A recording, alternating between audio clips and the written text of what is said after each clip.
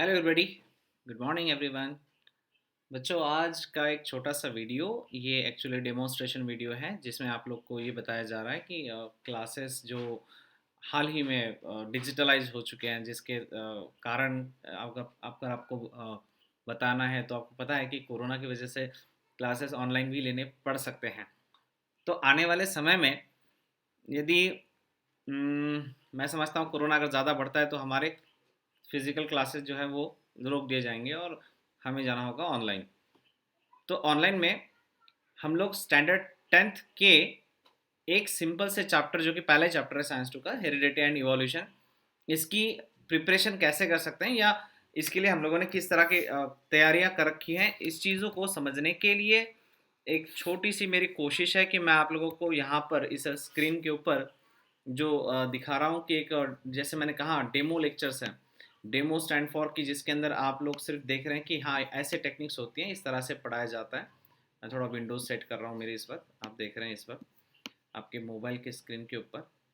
So students, ये जो techniques होती हैं जो अभी अभी मतलब हाल ही में डेवलप की गई है, और अ, हम लोग क्लासेस में ऑफलाइन में भी यही टेक्निक इस्तेमाल कर रहे हैं, ऑनलाइन में भी यही टेक्निक ही रहेगी। तो जिन किसी को भी क्लासेस करने हैं वो अगर इंटरेस्टेड है तो फिर डेफिनेटली क्लासेस को रेगुलरली ज्वाइन कर लीजिए। फिजिकली ऑफलाइन और ऑनलाइन दोनों भी केस के लिए इसी तरह के टेक्निक से पढ़ाया जाता है। सो आप स्क्रीन के ऊपर देख रहे हैं इस वक्त में कि अगर हम लोग को हेरिडिटी एंड इवोल्यूशन समझना है तो शुरुआत हो जाती है, जैसे कुछ एग्जांपल देख रहे हैं हम लोग। दिस मैन इज टॉल, कोई आदमी बड़ा है हाइट में बहुत ज़्यादा, कोई आदमी बहुत छोटा है, उसके क्या कारण होते हैं, क्यों ऐसा होता है। और जैसा कि आपने देखा होगा किसी के हेयर स्ट्रेट हैं, किसी गर्ल्स के, किसी या बॉयज़ लोगों के भी हेयर्स कर्ल देखे जाते हैं। तो ये कहीं ना कहीं हमारे कैरेक्टरिस्टिक्स होते हैं, जिसको हम कहते हैं कि हमारे हेरिडिटी यानी हमें अनुवांशिकता से मिले हुए हैं। लाइक जो कलर टोन होता है स्किन का, किसी का फेयर होता है, किसी का बहुत ज़्यादा डार्क होता है। ये इस तरह के हम लोग को कलर टोन देखने में आते हैं। इसी के साथ में आइरिस की जो हमारे प्यूपिल के कलर्स होते हैं, आइरिस के कलर होते हैं, वो देखने में आते हैं। कोई एक पेड़ का एग्जांपल दे रखा है, एक पेड़ जो हाइट में बहुत बड़ा हो रहा है, एक जो बहुत छोटा रहता है, श्रब्स जिसको कहते हैं हम लोग। ये क्यों होता है ऐसा, इसका क्या रीज़न है। उसी के साथ में आप लोगों ने पंछी देख रहे हैं आप लोग आपके स्क्रीन के ऊपर, ये अलग अलग टाइप के बर्ड्स हैं। बच्चों, इन बर्ड्स के जो कलर्स हैं जो आप लोग देख रहे हैं कि ब्लैक कलर है, वाइट कलर है, या अलग अलग टाइप के जो भी कलर होते हैं, ये क्यों होते हैं, इसके पीछे क्या कारण होते हैं, किन कारणों की वजह से ये कलर टोन्स ऐसे देखे जाते हैं, ये सब चीज़ें हम लोग का सिलेबस का एक भाग है, हम लोग का स्टडी का एक भाग है। सो इसे हम लोगों ने समझना है तो ऑब्वियसली थोड़ा डीप में जाने की कोशिश हम लोगों को इस लेक्चर के माध्यम से करनी होती है। सो बच्चों, लेक्चर में हम लोग ऐसे देख रहे हैं कि कंसेप्ट्स अगर देखा जाए तो टेक्स्ट बुक से ही लिए गए हैं, बोर्ड बुक से किताबें आपकी जो है उसी हिसाब से चलेगा। एक्स्ट्रा ऑर्डिनरी या सीबीएसई का डेटा नहीं दिया जा रहा है, ये सारी slide state board of Maharashtra की ही है। Height of the body, of course hair types जो हम लोगों ने देखे हैं, कॉम्प्लेक्सेशंस, उसके बाद में हाइट ऑफ द ट्रीज़, और टाइप्स ऑफ द बीक्स जिसको कहते हैं, चोंच होती है किसी भी पंछी की, उसके कलर्स और उसका टाइप और body features, then biological character, इन सब चीज़ों का अध्ययन करना, इन सारी घटनाओं के बारे में समझना इस चैप्टर का मेन उद्देश्य है, मूल उद्देश्य है। चलिए समझते हैं।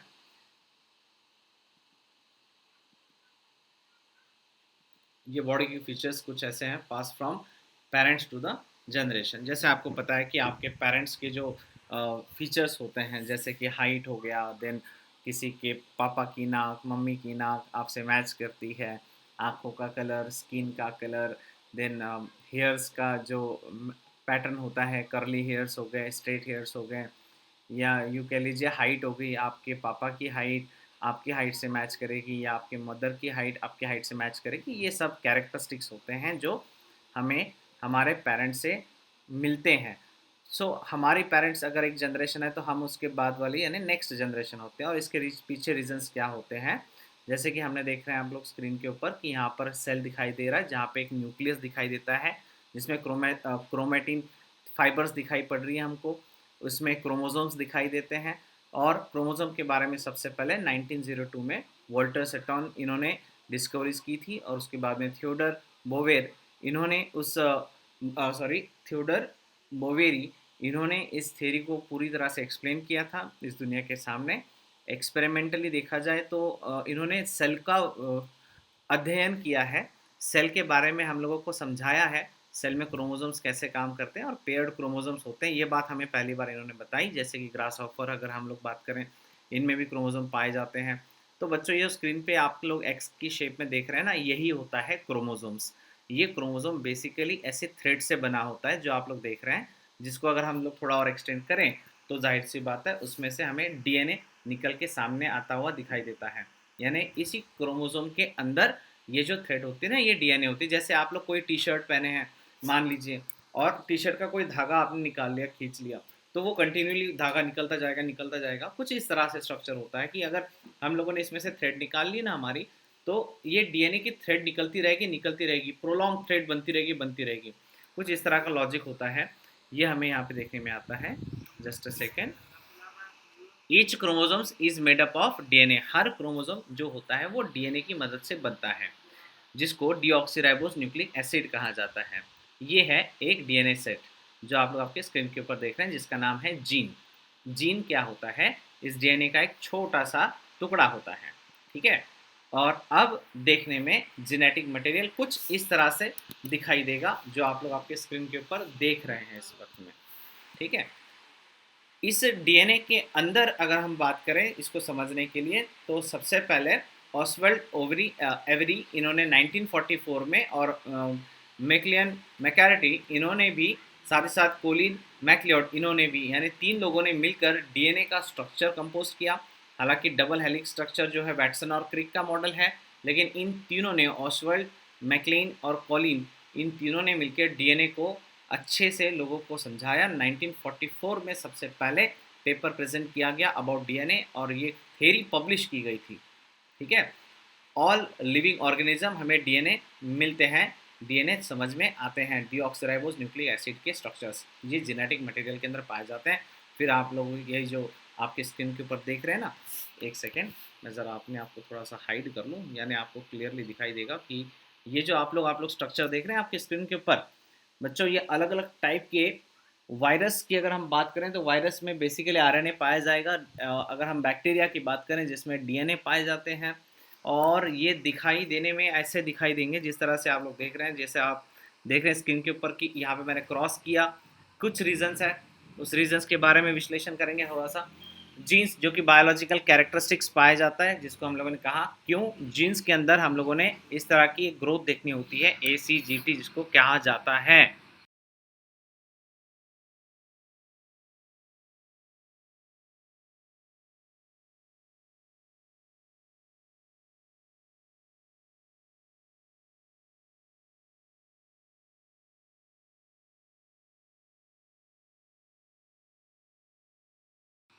Sorry for the interrupt. ये आप लोग जो देख रहे हैं इंफॉर्मेशन जो डीएनए के अंदर होती है, एडिनाइन, साइटोसिन, ग्वानिन, थायमिन, इसको कहा जाता है ACGT। प्यूरिन और पैरामिडिन्स के पेयर्स होते हैं। चलिए समझते हैं। फॉर्म्स केमिकल्स, यहाँ पे बायोलॉजिकल कैरेक्टर्स जो आपको दिखाई दे रहे हैं, जिसमें केमिकल्स बनता हुआ दिखाई देता है आपको, इसे जेनेटिक कोड कहते हैं, ठीक है। और यही जेनेटिक कोड जो आप लोग देख रहे हैं, इसको पॉलीमराइजेशन कहा गया है, जो अमीनो एसिड से होता है, राइट। अमीनो एसिड जो होते हैं ना, वो मिलके बनाते हैं पॉलीमराइजेशन। इसी से बनता है प्रोटीन, जो आपकी ऊर्जा का एकमात्र जरिया है, सोर्स है। खाना खाने के बाद जो मिलता है ना हमें, उसको क्या कहते हैं? प्रोटीन। बायोलॉजिकल कैरेक्टरिस्टिक्स की हम लोग स्टडी कर रहे हैं इस वक्त बच्चों। जो आपको स्क्रीन के ऊपर दिखाई दे रहा है ना, ये सब बायोलॉजिकल कैरेक्टरिस्टिक्स है जो जीन्स के हमें एक्सट्रैक्ट करने पड़ते हैं, और इसको अब हम लोगों ने अच्छे से वन बाय वन डिटेल में पढ़ना है इस सिलेबस के अंदर। तो ये जो हम लोगों ने देखी थी ना चीज़ें, कि थोड़ी देर पहले की बात है, जैसा आपने देखा था स्क्रीन के ऊपर, एक पेड़ बड़ा है, एक छोटा है। अलग अलग बर्ड्स की जो चोंच होती है वो अलग अलग रंगों में होती है। साथ ही साथ हेयर्स के कलर या फिर स्किन के टोन्स ये अलग अलग पाए जाते हैं। तो लोगों के अंदर ये जो विविधताएं पाई जाती है, या ये कह सकता हूँ कि प्लांट्स हो या एनिमल्स हो, सब में ये जो विविधताएं पाई जाती है, इसका एकमात्र कारण क्या है? तो इसका कारण होता है जेनेटिक कोड, जेनेटिक वेरिएशन, जो हमें पेरेंट से मिलता है। पेरेंट से ऑफस्प्रिंग के अंदर ये कोड आते हैं, जीन्स, जो कि हमें प्रोटीन्स के बारे में भी इंफॉर्मेशन देगा। और डीएनए भी प्रोटीन सिंथेसिस के लिए मदद करता है with the help of RNA, right. इस प्रक्रिया को कहते हैं सेंट्रल डोग्मा, ठीक है।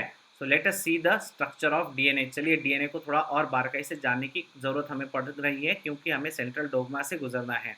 DNA is a backbone is made up of pentose sugar और फॉस्फोरिक एसिड, जिसको फॉस्फेट कहते हैं। जो आप लोग स्क्रीन पे देख रहे हैं, शुगर के साथ में फॉस्फेट ग्रुप लगे हुए हैं, which forms two complex complementary strands. जो अब इन दोनों को हम लोग को जोड़ देंगे तो नाइट्रोजन बेसेस इनके बीच में बॉन्ड्स बनाते हैं। At the side of this strand every sugar is attached to the nitrogen bases. There are 4 type of nitrogen bases: adenine, cytosine, guanine and of course thiamine, right?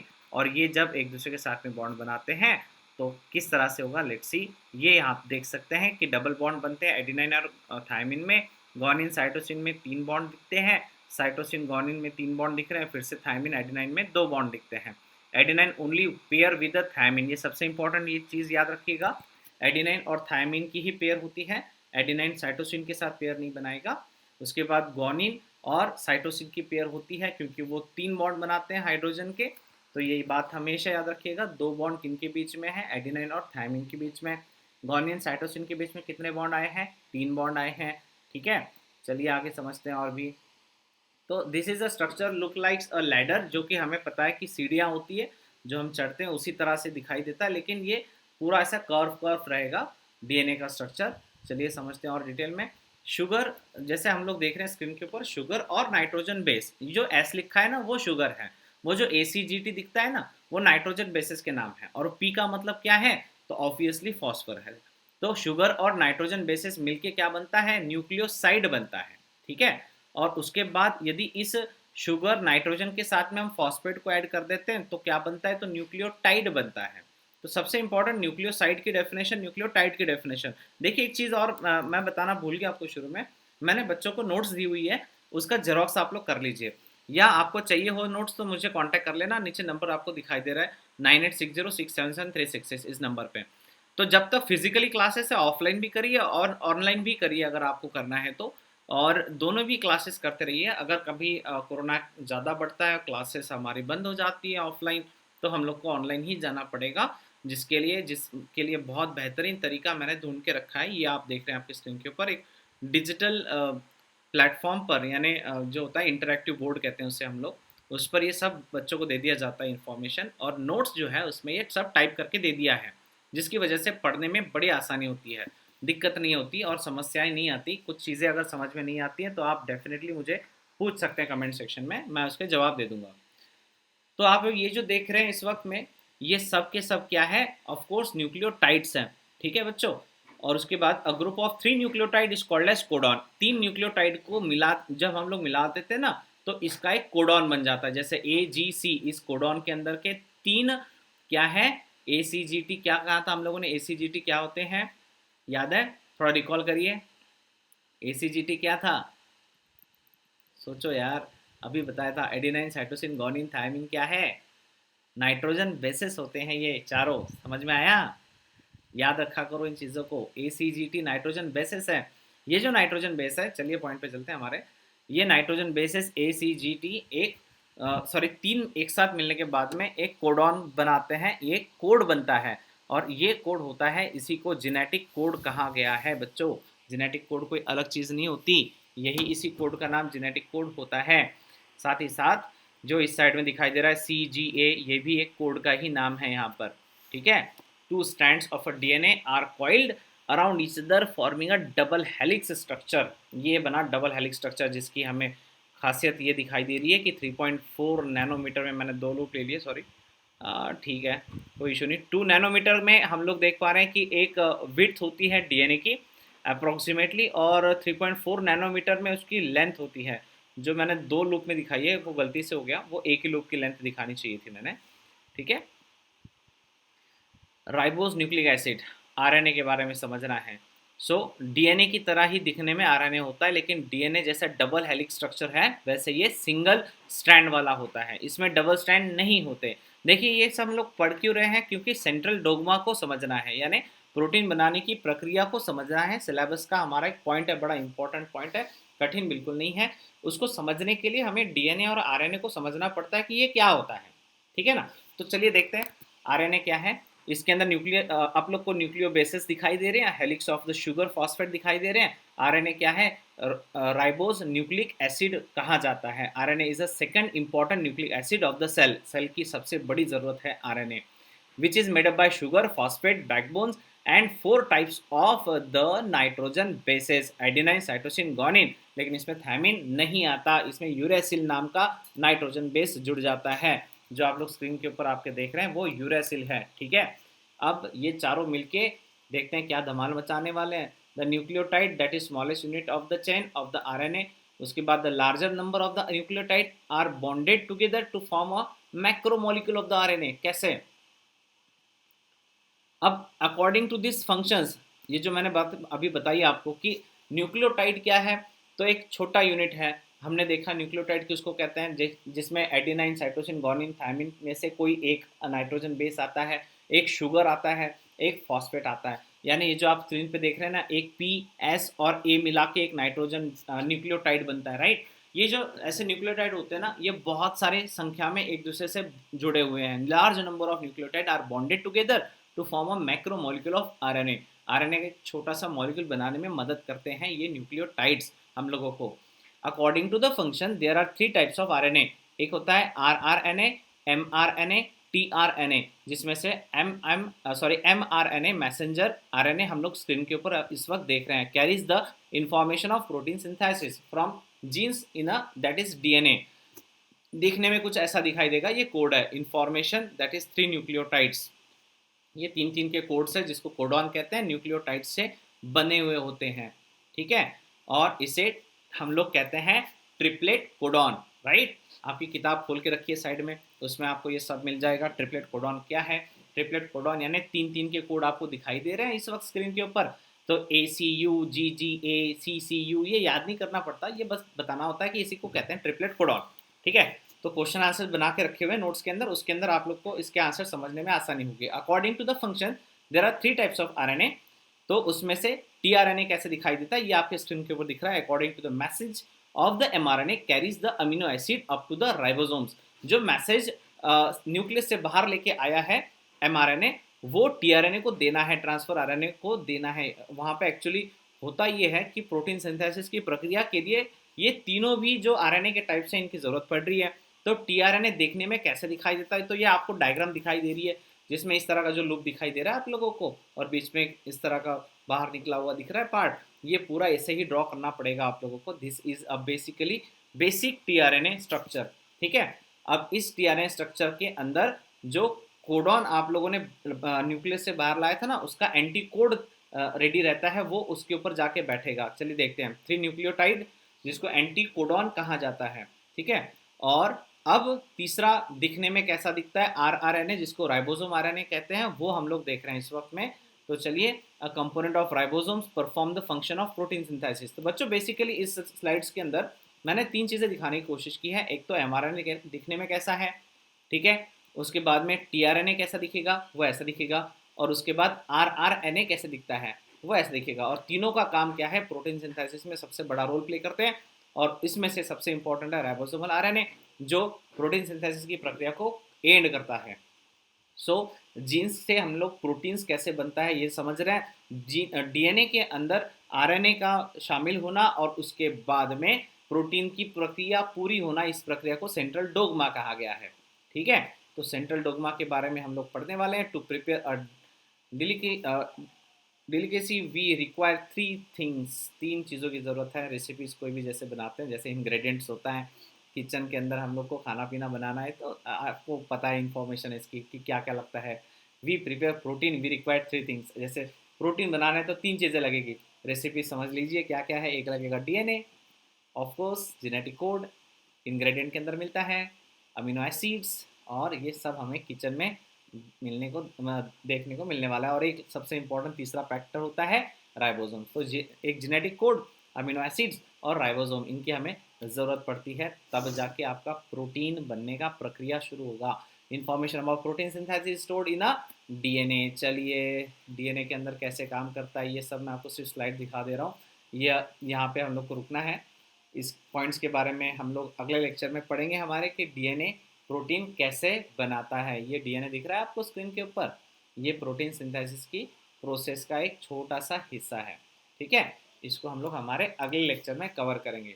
Till then यहाँ पे रुकते हैं। 20 minute का lecture लिया मैंने, ये एक सिर्फ डेमो लेक्चर था, मैंने शुरू में ही कहा। अगर आपको पसंद आता है तो डेफिनेटली आप लोग व्हाट्सएप का ग्रुप का लिंक आपके दोस्तों को भी शेयर करिए, उसके साथ नोट्स भी लेके जाइए, और ये लेक्चर्स रोज़ करिए। फिजिकली भी अवेलेबल है, ऑनलाइन भी अवेलेबल है, ऑफलाइन भी अवेलेबल है शेगांव के लिए।